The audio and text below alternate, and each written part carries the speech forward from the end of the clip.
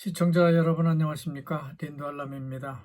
지금부터 2024년 10월 13일 일요일과 14일 월요일 인도네시아 뉴스를 전해드리겠습니다. 한강이라는 작가가 노벨 문학상을 타게 되었다는 뉴스가 콤파스에 전해지면서 그녀의 작품을 사려는 사람들이 교보와 영풍문고로 몰려들고 있는 가운데 왜 하필이면 5.18 광주 사태와 4.3 제주 폭동을 다룬 작품이냐의 씁쓸함을 버리지 못하고들 있습니다. 그럼에도 불구하고 AFP 통신은요, 한국의 한류가 실제로 세계를 지배하고 있다는 기사를 내보내고 있습니다. 틈새 시장은 K-팝이나 K-드라마 형태의 엔터테인먼트에만 있는 것이 아니라고 하는 겁니다.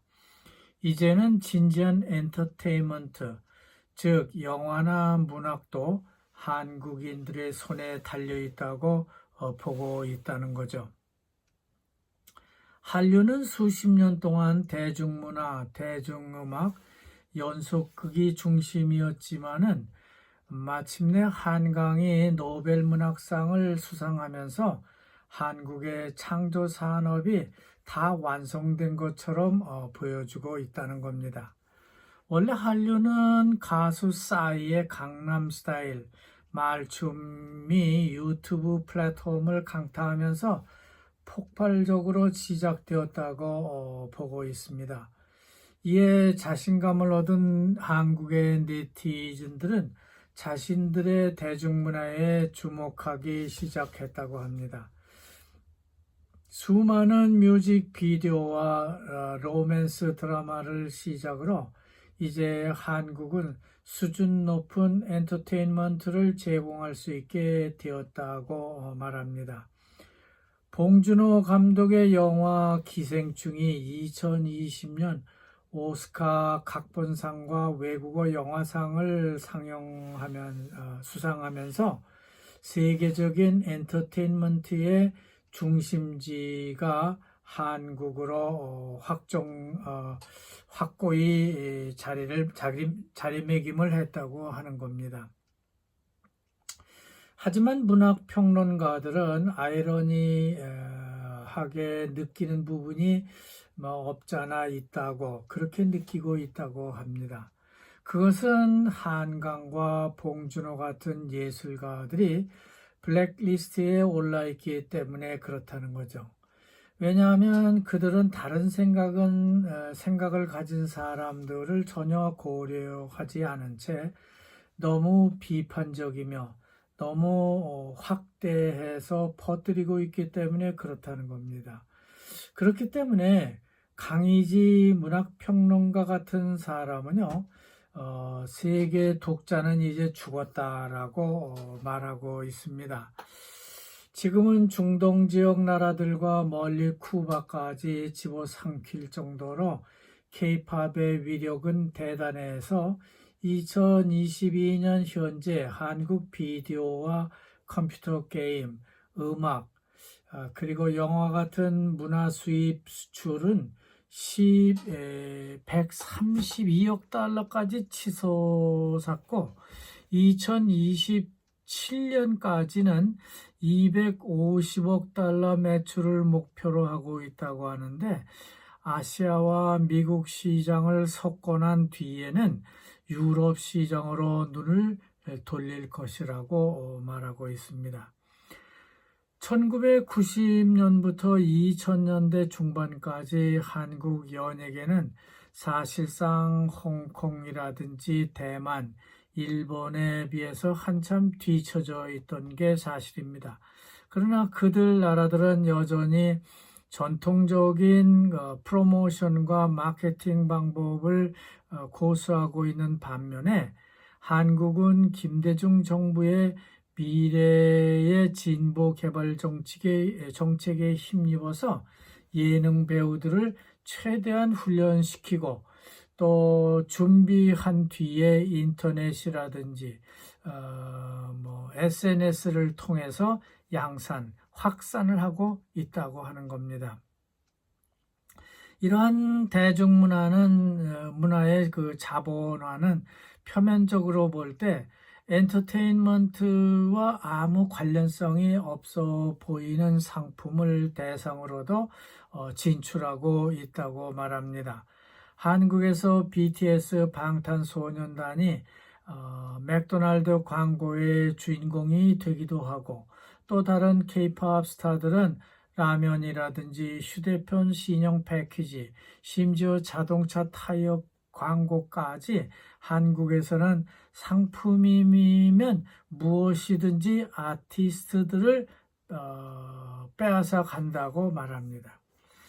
인도네시아 기자는 결론적으로 한국이 해외에서 한류가 성공하는 모습을 바라보기만 할 것이 아니라 인도네시아 국민도 같은 이벤트가 일어나기를 기대한다고 쓰고 있습니다. 한국처럼 되고 싶다고 하는 거죠. 예를 들어서 한강은 여성의 관점에서 쓴 채식주의자와 그리스어 수업에 등장하는 여성을 억압하는 한국 전통에 대해서 글을 쓰고 있다고 하는 것을 예로 들고 있습니다. 한편 한강은 소설 인간 행동에서 1980년 한국 군부가 1980년 광주 민주화 시위자들을 학살한 참사를 비판하고 전해주고 소설로 변신하고 있습니다. 이 사건은 정부조차 언급을 회피했던 비극이라고 할 수 있는 것이죠. 봉준호는 한국의 역사는 일제 식민지, 그리고 6.25 동족 간의 전쟁, 또 군사독재 정권까지 비극으로 가득 차 있는 역사라고 말합니다. 이것이 한국에서 작품을 다르게 만드는 이유가 될 수 있다고 말합니다. 동시에 제약도 있지만은 이것이 바로 우리가 가장 좁은 틈새에서 창의적으로 움직일 수 있게 만드는 이유라고도 말했다는 겁니다.